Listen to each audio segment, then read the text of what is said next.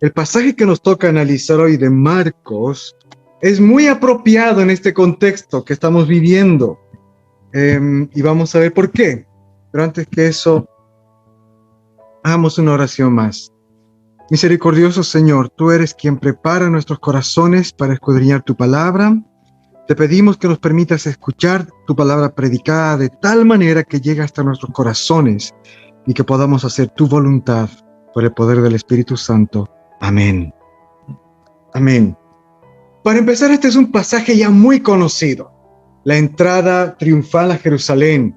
Es un pasaje que ya, por lo menos yo lo he predicado varias veces en los poquitos más de 10 años que estamos aquí predicando desde este púlpito. En nuestra iglesia anglicana celebramos la Semana Santa cada año y este relato es típico del Domingo de Ramos. Muy bien, del Domingo de Ramos. Así que, repito, este texto ya ha sido predicado varias veces. Por lo tanto, es un desafío siempre volver a predicar este texto. Uno siente, pero ya lo dije todo, o ya los hermanos lo han escuchado de Mateo, de Marcos, Lucas y de Juan, y lo han escuchado probablemente hasta 2 veces de cada uno de estos evangelios. ¿Qué de nuevo voy a decir? Pero la palabra de Dios tiene esta cualidad de sorprendernos. Cada vez que escudriñamos o cada vez que leemos la Biblia, siempre hay algo nuevo, siempre hay algo que Dios nos va a hablar, nos va a enseñar. Por eso es que no nos dirigimos a las Escrituras como un libro cualquiera. No es como volver a leer una novela favorita mía que la leí una vez, me gustó y la vuelvo a leer.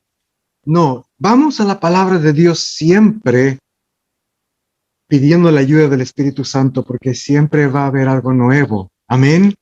Siempre va a haber algo nuevo para nosotros.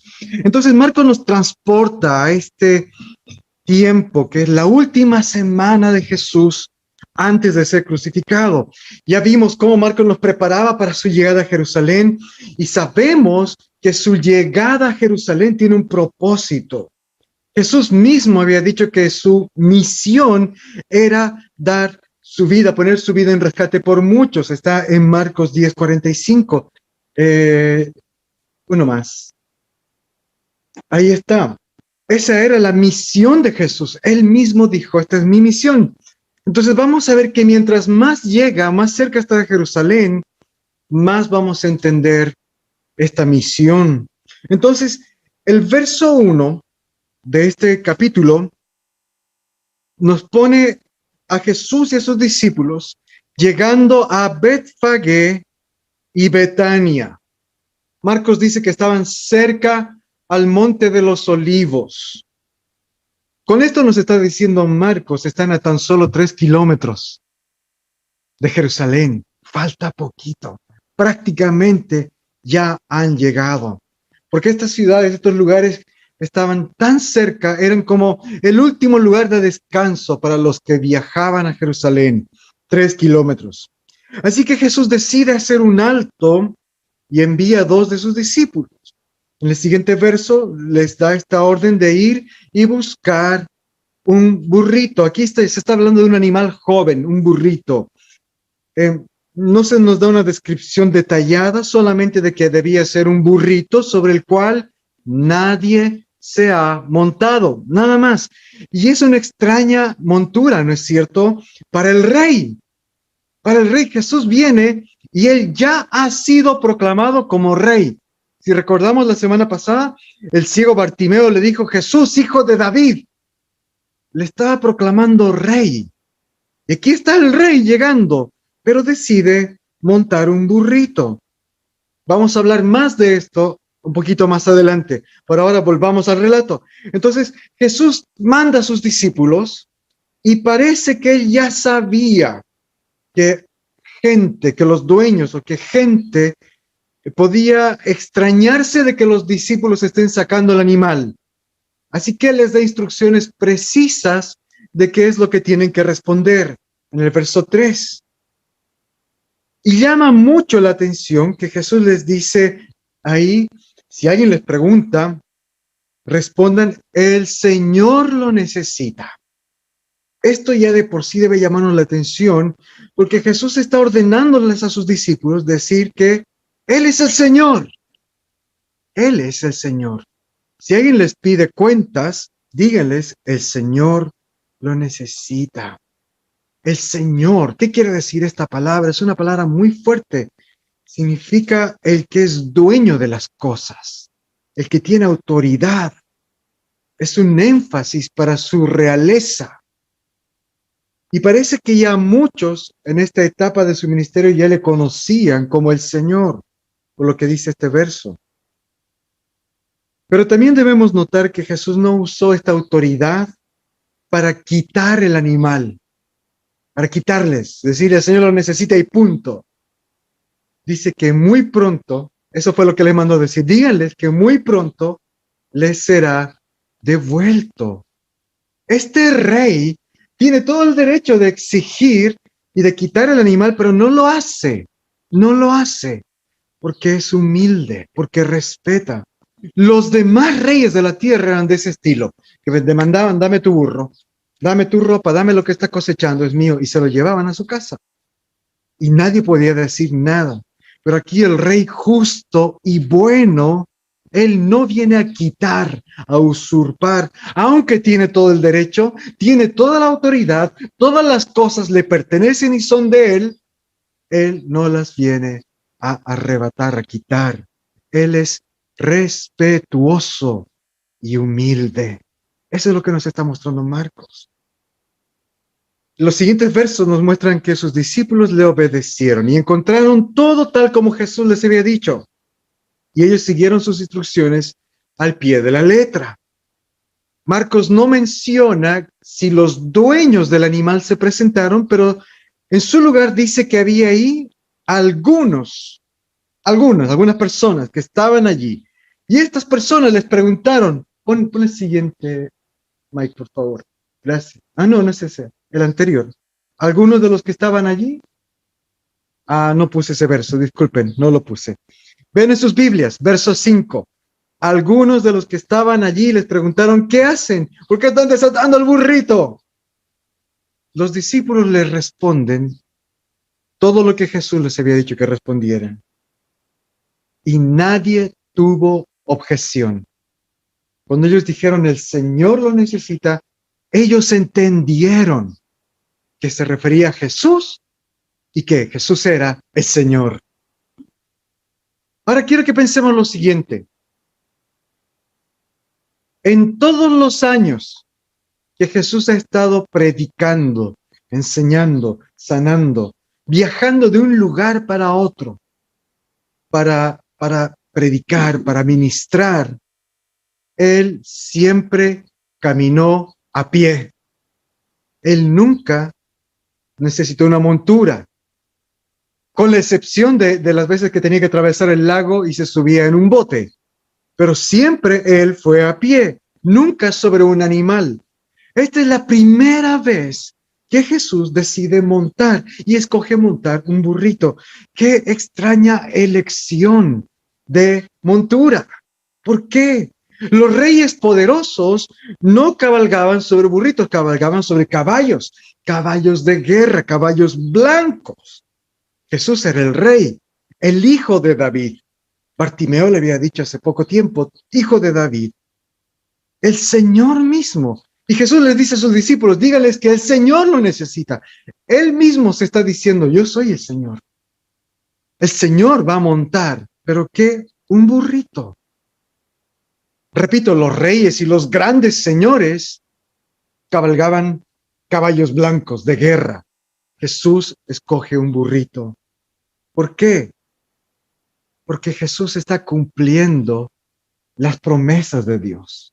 El profeta Zacarías había anunciado, ahora sí, este verso. Lee conmigo, Zacarías 9:9. Llénate de alegría, hija de Sión. Da voces de júbilo, hija de Jerusalén. Mira que tu rey viene a ti, justo y salvador, pero humilde, montado sobre un asno, sobre un pollino, hijo de asna. Jesús es este rey, el hijo de David, el hijo de Dios, el Señor. pero el rey que personifica la humildad, el rey que no quita, que pide prestado. Dios montó un burrito.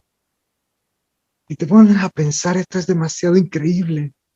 Dios, el creador, el Señor de todas las cosas, montando el animal, la montura más baja, más sencilla, más pobre y humilde, un burrito. Y la respuesta que recibe esta demostración de humildad, de realeza y de humildad que se está conjugando en este evento, las dos cosas, realeza y humildad, grandeza y pequeñez, dignidad y servicio. La gente está eufórica, explota en alabanza. Primero, dice Marcos, que echaron sobre el lomo del burrito sus mantos para formar una especie de montura. Y luego, cuando empezó a entrar montado en el burrito, la gente arrojaba sus mantos sobre el camino. ¡Qué tremendo homenaje! Los mantos eran sus vestimentas más preciadas, eran su abrigo. Para muchos de ellos, probablemente el único abrigo que tenían en sus casas. Y aún así, en un acto de homenaje, ellos lo tiraron al piso para que las patas del animal no se llenen de polvo, porque el rey estaba pasando, el rey estaba entrando. Y otros arrancaban ramas de los árboles y también las tiraban al piso. Este es un acto de homenaje real. La gente estaba literalmente extendiendo una alfombra roja, una alfombra de sus propias ropas y de ramas para que pase el rey. Una alfombra real. Y cuando Jesús ingresó en la ciudad, de esta manera, Él está declarando: yo soy el rey profetizado. Yo soy aquel de quien Zacarías escribió. El rey viene montando un burrito. Alégrate. Él era el Mesías, divino, poderoso, el Señor, pero al mismo tiempo estaba declarando que era el manso, humilde y simple siervo de Dios. En este cuadro se conjugan de una manera increíble la grandeza, la realeza y la humildad. Él no vino para exhibir su poder, exhibir su gloria, aunque podía. ¿Recuerdan cuando Él se transfiguró? Cuando Él se transformó delante de sus discípulos. Él podía haber mostrado eso a toda la gente y dejarlos alumbrados, asombrados. Pero no, Él no viene a demostrar esa clase de grandeza. Tampoco viene en poder político, acompañado de un ejército. Sus seguidores eran 12 pescadores, cobrador de impuestos, había un terrorista ahí de por medio, 12 hombres comunes y corrientes. Él era el rey de reyes, pero su reino no era de este mundo. Su reino eterno, glorioso, pero no de este mundo. No de acuerdo a las maneras de este mundo. Su gloria, su riqueza era grande, pero no eran las de este mundo. Y me fascinan los gritos de la multitud. Mira conmigo versos 9 y 10. Aquí está frente. Hosana, bendito el que viene en el nombre del Señor, bendito el reino venidero de nuestro Padre David. Hosana en las alturas. Hosana quiere decir literalmente, salva, sálvame, te lo ruego. Eso quiere decir Hosana. Sálvame, te lo ruego.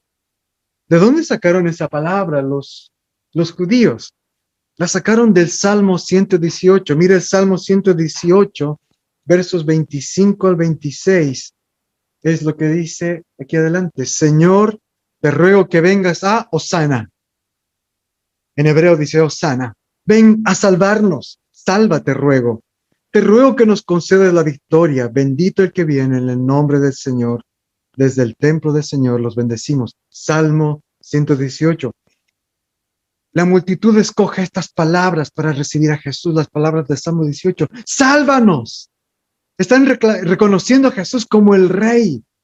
El Rey viene a salvarnos. Sálvanos. ¿Qué palabras más apropiadas para recibir al Rey? Porque en esos días los judíos estaban celebrando la Pascua. La Pascua era la fiesta nacional donde recordaban que Dios los había salvado de Egipto. Entonces la salvación, el rescate de la esclavitud, de salir de la muerte a la vida, estaba en la mente de todos. Y cuando ven a Jesús entrar cumpliendo las profecías, este es el Rey, y le dicen, sálvanos, sálvanos. Muy apropiado, la mejor alabanza, sálvanos. Pero hay un detalle. Hay un detalle. ¿De qué querían ser salvados ellos? ¿Y qué era la salvación que Jesús estaba ofreciendo? Ellos decían muy apropiadamente, muy correctamente, su alabanza era buena. Sálvanos. Bendito el que viene. Sálvanos. Pero este clamor en sus mentes tenía la figura de Roma, tenía la figura de la pobreza, de su necesidad material, física. En el fondo, en sus corazones, ellos estaban clamando, sálvanos de los romanos, sálvanos de la opresión, sálvanos de la pobreza, sálvanos de la injusticia social, sálvanos de nuestro sufrimiento. Pero esta no era la salvación que Jesús venía a traer. Y este fue un problema tan grande que cuando esta gente se dio cuenta que Jesús no venía a ofrecer ese tipo de salvación, iba a cambiar su clamor. En unos cuantos días más iban a gritar, ¡crucifíquenlo! Porque esto pasa, queridos hermanos, con todos nosotros. Cuando nos formamos en nuestra mente un deseo, una necesidad tan grande, y pensamos que esta es nuestra necesidad y que Dios debe cumplir, debe aliviar esta necesidad, pero Dios no lo hace, nace en nosotros resentimiento, enojo, frustración. ¿Y cómo se expresa? En crítica, en juicio, en condena. Entonces es muy triste que esta multitud que le recibe muy bien a Jesús con alabanzas, bendito el que viene, pisa mi manto, Jesús, sálvame, Jesús. Pasan los días y Jesús no viene a salvarle de los romanos. Es fácil decir, crucifíquenlo entonces. No viene a atender mi necesidad, allá con él. Siempre hemos dicho esto en los domingos de Ramos, pero también hay que recordar que hay esperanza para esta multitud. Porque después de la crucifixión, esta misma multitud estaba en Jerusalén todavía, cuando uno de los 12, llamado Pedro, se paró y empezó a decir, ustedes que crucificaron a Jesús, ustedes que le rechazaron, Dios lo ha hecho Señor y Rey de todo. Y ese día de Pentecostés, 3,000 y más de 3,000 se convirtieron. Y yo quiero pensar, tengo la esperanza de que muchos de estos que dijeron Hosana, que después dijeron crucifícale, en Pentecostés, de verdad estaban recibiendo a Jesús. De verdad estaban comprendiendo. Así que tenemos esperanza también nosotros. La gente la achuntó entonces en su alabanza. Era una alabanza correcta. Pero este pasaje nos está invitando a examinar qué es lo que está en nuestros corazones. Especialmente en este contexto que estamos viviendo, hemos retomado nuestros cultos de adoración, de alabanza presenciales. Y es una alegría estar aquí de vuelta. Pero tengo que confesarles de que durante esta semana mi afán ha estado en el culto, mi afán ha estado en armarlo, en poner todo esto en orden y en verles. Me sentía muy animado y decía, esto va a animar a la congregación, retomar la presencialidad, retomar vernos cara a cara. Y espero que así sea. Y no es malo que así sea, que nos animemos por vernos. Pero hermanos, Cristo debe ser el centro de nuestra adoración. Cristo y solamente Cristo debe ser el centro de nuestra alabanza. Nuestra motivación para tender nuestros mantos en alabanza, en adoración, para extender nuestras vidas, debe ser siempre Jesús. Siempre Jesús. Pasemos al verso 11, por favor, Mike. En el verso 11, vemos que el día concluye sin mayor complicación. Jesús entra al templo, mira con atención a todo lo que hay en el templo, mira Jerusalén, y era tarde, dice Marcos, y se van a Betania. Este verso llama la atención porque si Jesús quería tomar el poder, dejó pasar la oportunidad.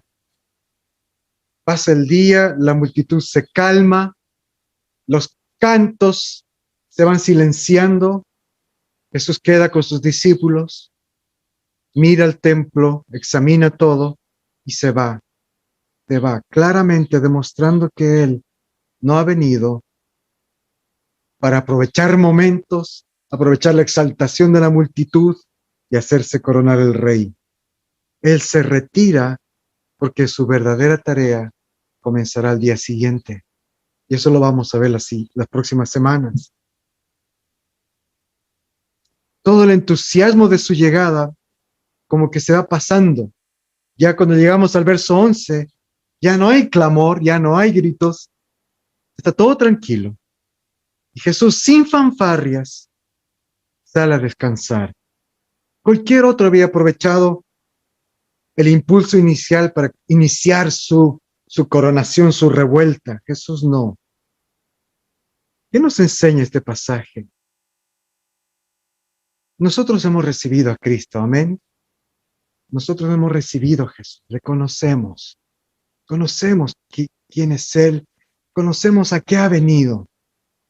Sabemos que su misión no es trastocar el mundo de la política, de la economía. Sabemos que va mucho más allá. Sabemos que su misión es salvarnos de la muerte, darnos vida eterna, perdonarnos nuestros pecados. Debemos poner entonces nuestra mirada en las cosas del reino y en el Rey de Dios. A veces, hermanos, es fácil cambiar nuestro centro de alabanza, nuestro centro de adoración a las cosas de este mundo. La gente miraba a Jesús, le recibieron, sálvanos, con alabanzas, y fue bueno, pero no sabían qué clase de rey era Jesús. Es fácil pensar en nuestros corazones que tenemos a Jesús en el lugar correcto en nuestros corazones. Pero me doy cuenta en mi vida, cuántas veces cuando realmente me pongo a analizar qué cosas me afanan, me preocupan, me entristecen o me alegran, qué cosas me motivan. Por ejemplo, ¿qué es lo que me motiva para venir a la iglesia y alabar a Dios junto con ustedes? Esta semana pasada, si tuve que ser honesto, tendría que decir mi motivación era ver a mis hermanos, reencontrarme nuevamente con ellos. Y no es malo, pero me causó tristeza de que mi motivación primaria no era Jesús. No era Jesús, eran ustedes. Y este pasaje me llevó al arrepentimiento, me llevó a decir, disfruta a Cristo. Disfruta a Cristo, alaba a Cristo, ama a Cristo, búscalo a Él y espéralo a Él. Lo demás, el disfrutarte de encontrarte con tus hermanos, el verlos, el conversar con ellos cara a cara, lo demás es resultado de lo que Jesús ha hecho por ti. Es la yapa. Por eso es bueno disfrutar entre hermanos, pero no debe ser lo principal. La motivación principal debe ser Cristo. Si estás en casa, si estás en el YouTube, en el Zoom, y dices, pucha, me la perdí, no pude estar ahí, qué lata, qué fome que no pude estar ahí. No te sientas así, porque tu motivación para participar del culto online tiene que ser Cristo. Cristo y solamente Cristo. Solo Él, hermanos. Él debe ser el centro de nuestra adoración. Entonces, ¿con cuánta mayor razón nosotros debemos tender nuestras capas al Rey? ¿Cuáles son nuestras capas? Nuestras vidas, nuestro tiempo, nuestros talentos, nuestro tiempo, nuestros recursos. Dárselos a Él en un acto de alabanza. Bendito el Rey que viene a salvarnos. Bendito el Rey humilde que viene a darnos vida eterna. Amén. Cristo debe ser nuestra motivación. Sigamos adelante con nuestros cultos presenciales, online, y sigamos adelante con la misión que Dios nos ha dado en alabanza, en adoración a nuestro único Rey y Señor. Y todo lo demás que podemos disfrutar en nuestra vida, nuestros encuentros, nuestras actividades, la familia, los amigos, todo lo demás es yapa, es bendición. El centro es Cristo. Adoremos a Cristo entonces. Les invito a inclinar su rostro, vamos a orar.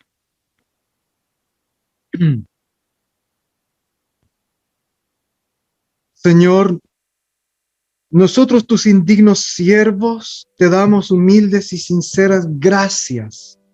Gracias por toda tu bondad, por todo tu amor para cada uno de nosotros. Te bendecimos por nuestra creación. Te bendecimos porque nos guardas, nos proteges y nos cuidas. Y por todos los bienes que hemos recibido en esta vida. Pero especialmente te alabamos por tu inmenso amor, por nuestro Señor Jesucristo, porque nos regalaste a Jesús, el Rey, que viene a reinar con amor, con humildad, con entrega. Gracias, Señor, por la esperanza que tenemos en Jesús. Te pedimos que nos des pleno conocimiento de estas cosas, de estas verdades, para que nuestros corazones sean llenos de gratitud y que podamos alabar a Jesús. Como ese día se elevó esa alabanza magnífica en toda Jerusalén, pero que nosotros podamos alabar conociendo realmente a quién estamos alabando, con conocimiento y causa, con nuestros labios y con nuestras vidas. Señor, queremos entregarnos enteramente a tu servicio y caminar delante de ti en santidad y justicia cada día de nuestra vida, mediante Jesucristo nuestro Señor. Amén.